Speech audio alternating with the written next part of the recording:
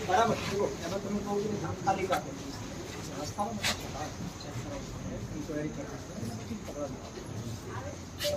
Of course તમારી જે details છે એને એસપી સાહેબ સાથે પણ ચર્ચા કરી છે આજે વાત કરશો અને એ પણ કે તમારા જે મુદ્દાઓ છે એના પર પણ ચર્ચા કરી તો તમે ચિંતા નહીં કરો કે કંઈ બીજું કંઈ થાય આપણે તમારી સાથે છીએ તો કાલે કોઈ ગઈ વાત કરી બધાને કે સાહેબે જે આપણી જોડે મંતવ્ય કરે ને બિલકુલ સારું છે કંઈક ડિસ્ટર્બ થઈ ગયા હતા બાકી તો કશું છે નહીં તમે તમારી પાસેથી કેટલી વખત તમે આવ્યા છો ક્યારેક પણ તમે લાગ્યું છે કે હું તમારે મળવાના માંગતો કોઈ પ્રશ્ન સાંભળવાના માંગતો છે જ નહીં તમે નહીં કોઈ પણ માણસ આ પણ પ્રશ્ન હોય કચેરી સરકારની છે મારી કઈ પ્રશ્ન કચેરી લોકોની કચેરી છે કોઈ પણ આવે અને મળવા માંગે બટ વ્યવસ્થિતની દ્રષ્ટિએ આપણે આગ્રહ હતું કે તમે અને આગેવાનો 10-15 આવે તો શાંતિથી સાંભળી શકાય એમાં કઈ પ્રશ્ન જ નથી મને ક્યારે પણ પ્રશ્ન નથી આજે પણ નથી આવતીકાલે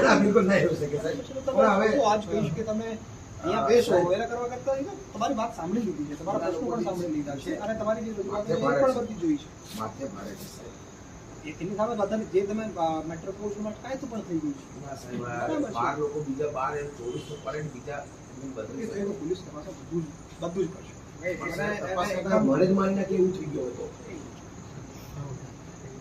એ મેં એની સાથે વાત કરી છે એમાં જે મુદ્દાઓ છે જે ઘટના બની એ ઘટનામાં આ લોકોએ ઓફકોર્સ પોલીસે કાર્યવાહી પણ કરી છે અટકાયતો પણ કરી છે અને બીજું પણ કોઈ એવું માણસ હોય કે જે જાહેર વ્યવસ્થાને ભંગ કરવાનો પ્રયત્ન કરતો હોય કોઈને પણ અનનેસેસરી હેરાન કરતું હોય એમાં આપણે ક્યારેક પણ એને સામે એક્શન લેવા પાછળ નથી એ તો ફરજ છે હવે તો શું એમની ફરિયાદો તો દૂર રહ્યા મારી પર જોખમ આવી શકે છે ના સાહેબ મરી ગયા પછી તો કશું નથી સાહેબ આ બધા રખડી જશે સાહેબ તમારી જે મુદ્દાઓ બધા મુદ્દા ડિટેલમાં મેં જોયું છે એસપી સાહેબ સાથે ચર્ચા કરી છે જે બનાવો બન્યા છે એને પોલીસે એવું નથી કે કાંઈ નાની નથી અને તમે પણ ખ્યાલ છે બધી જ સામે તમે જે રીતે રજૂઆત કરી હતી એ પ્રમાણે જ પોલીસે પછી ફરિયાદ પણ લીધી અને બધું જ લીધું એ ફરિયાદ તો એસપી સાહેબ અને બધાના દબાણથી ફરિયાદ લેવાની બાકી ફરિયાદ તો લેવામાં એમનું કોઈ મન નથી મુકાયેલા છે આપણે અહીંયા છીએ ને પછી હા બિલકુલ એટલે તો અહીંયા આવ્યા ને સાહેબ આપણે ચિંતા નહીં મને પોતાને બાકીના તમારા જે મુદ્દાઓ છે આપણે સમજી લઈશું હા બિલકુલ લોકોના મુદ્દાઓ હોય ગરીબ લોકોના મુદ્દાઓ હોય આપણે લોકો સાથે લોકો માટે તો છીએ બિલકુલ શું કહેશું સર શું છે કે હવે તો મારે પોતાને જોખમ છે કે હું કેવી રીતે કરી શું જોખમ છે પોતાને આટલું બધો વિષય લઈ ચાલે સાહેબ એટલે કોઈ સુકેલા લોકોના ધર્મ કરતા લો તો મને શાંતિથી ઘરે ને મારા આ જે લોકો છે પોતાને ઘરે જઈ શકે છે અમે તો આ પણ જે ફરિયાદ નથી અભી તપાસ કરીને હું ફરી છું પણ જે કઈ માણસો હોય ગુનાઓમાં હોય જે લોકોએ ગુના કર્યા છે વચ્ચે નહીં એ તો એના પહેલા હું પૂરો થઈ જઈશ ફરિયાદ છે જે પ્રકરણ બન્યા છે જેનો જે કઈ દોષિત હશે કોઈને છોડવામાં નહીં આવે કાયદા પ્રમાણે કાર્યવાહી થશે એના કરતા આપની બરાબર છો તમે તમારી જે જવાબ આપો છો અમને જે તમે જે નાગરિકને જે સાર સંભાળ કરવી એને એ પ્રમાણે છો પણ ઘટના શું થાય કે બધા લોકો જેમાંથી 4 લોકો ધરપકડ કરે છે બાકી બધા માથે ભારે ફરે છે સાહેબ અને એ જે ઓળખી છે એમાંના મારા ગામના પણ છે મેં તમારી વાત ડિટેલમાં ચર્ચા કરી છે તમે જે મોકલ્યા ફોટા જે આપ્યા છો બધું જ મેં બરાબર મારે એમાં પોલીસ તરફથી જે કાર્યવાહી થશે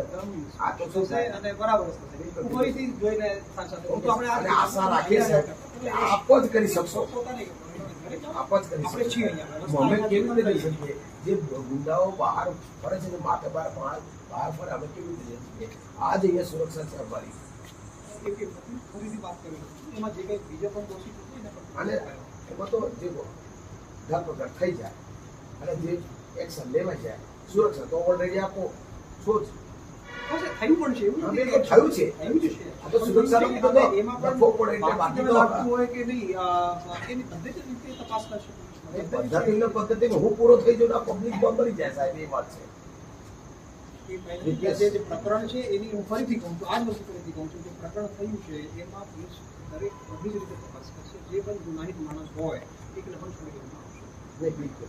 બરાબર છે. હું તો આપણે આજ કહીશ કે જી, બિલકુલ, બિલકુલ. ઘરે જાઓ. અમને તો ડર છે સાહેબ, એટલે અમને નહીં શકાશે. ડર છે અમને. જે લોકો બહાર પૂરે છે ને એમનાથી અમને ડર છે. કોણ છે તમે એને ફરિયાદમાં એનું નામ છે ને? હા, એ નામો છે ને, લોકો નામો છે અને નામો વાળા પૂછો એટલે બીજા 12 જણા જે છે અલગ અલગ 12 જણા છે. પકડી પાડે સાહેબ. એમાં ફરિયાદ દાખલ કરવામાં આવી. હા, બિલકુલ. ગુનાહિત હતા, આ લોકોને અટક કરવામાં આવી. બરાબર છે. એમાં પણ બીજા પણ કોઈ હોય એની પણ અટક કરવામાં આવશે. બરાબર છે. આપ શ્રી તંત્ર કામ કરી જ રહ્યું છે, પોલીસ કામ કરી જ રહી છે. બિલકુલ, બિલકુલ, તો તમે કેમ હેરાન? બિલકુલ. એટલે પણ કહેવાનો મતલબ અહીંયા કેમ આયા? હું ફરીથી વાત કરી લઉં છું, ફરીથી ડિટેલ જોઈ લઉં છું. જેટલા લોકો પડે છે હું એ લોકો આપણે મેં નજરે જોયેલા છે. આપણે આજ કહી શકું કે કોઈને પણ કોઈ ગુનાહિત કરતો વ્યક્તિ હોય તો નહીં આવશે. હા, એટલે શું છે કે સાહેબ આ બહાર ફરે છે એટલે અમારે તો કેવી રીતે હવે જઈ શકાય બહાર પણ? બહાર કેવી રીતે જાય ફરે છે એ જો ધરપકડ ના થાય તો અમે કેવી રીતે જઈ શકીએ? આપો જ અમારા આલન પાલનથી કરતા તો સાહેબ. હા, બિલકુલ, બિલકુલ. એટલે અમે તો અહીંયાથી જવા માંગતા નથી કે અમને તો ડર છે અને બધા લોકો તમે દેખો છો કેવા વ્યક્તિઓ છે સાહેબ.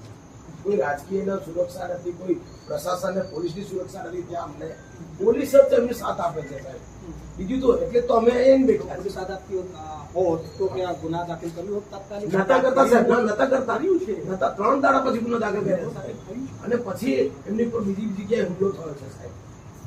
હા, એટલે આવું બોલ્યું છે અને એને ક્લિયર કટ છે કે આ ફરિયાદીની ફરિયાદ નહીં લેવી એવી પીઆઈ સૂચના આપી છે. ફર્ધર પણ જે કઈ તપાસ થશે એના અનુસંધાને નહીં, પણ પીઆઈ ના ભરોસે તો અમે ના જઈએ. પીઆઈ એવું છે, પોલીસ સ્ટેશનના ભરોસે અમે ના જઈ શકીએ સાહેબ. હા, અમે પોતે કેવી રીતે કેમ કે અમે તો કાયદાના બંધારણમાં દાયરામાં રહીએ છીએ. જે લોકો નથી રહેતા એ નથી રહેતા. અમે તો પોલીસ અને સુરક્ષા આપ શ્રી મહામહિમ છો બધા કલેક્ટર, તો આપ અમને સુરક્ષા આપો એવું કે અમે અસરગ્રસ્તો છીએ પાછા ગરણા ડેમ ને પાટણ ડેમના એ 10 ગામો પણ હવે ડરે છે અને બીજા પણ. અને અન્ય સમાજ જે જાહેરમાં વિડીયો તમારી પાસે આવ્યો ના આવે પણ વિડીયો એવો છે કે એને સડેઆમ પબ્લિકની વચ્ચે મારવામાં આવે છે. આ બે ભાઈઓને કેટલા અંશે શેરા પોલીસ સ્ટેશનમાં કરવામાં આવી છે. નથી કરી. ફર્ધર તપાસ કરીને એમાં કઈ થઈ ગયું હોય તો એમાં પણ કરવામાં આવશે. કોઈ છોડવામાં આવશે. જી સર, હવે તમે છે ને ફરીથી એસપી સાહેબને વાત કરી ને સંકલન કરીને કરો ને સાહેબ થોડું, તો અમે ઘરે જલ્દી જઈ શકીએ. ઓકે, ધન્યવાદ સાહેબ.